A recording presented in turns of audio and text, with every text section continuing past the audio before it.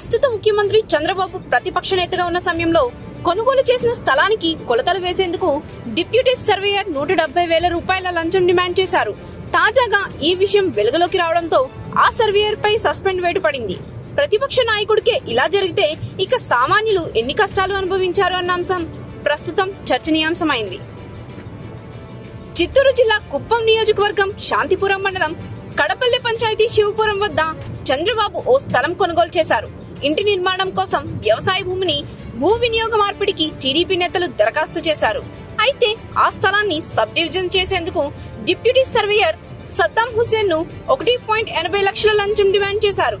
తప్పనిసరి పరిస్థితుల్లో ఆ లంచం మొత్తం అందించడంతోనే ఆ పనులు ముందుకు కదిలాయి. గత నెల 25, 26 తేదీల్లో సీఎం చంద్రబాబు కుప్పానికి వచ్చినప్పుడు ఆయన బస చేసిన R&B అతిథి గృహం వద్ద స్థానిక నేతల మధ్య ఈ విషయం చర్చకు రాగా collector Sumit Kumar, joint collector Srinivasulu ఆరా తీశారు. దాంతో ఈ లంచం భాగోతం వెలుగులోకి వచ్చింది.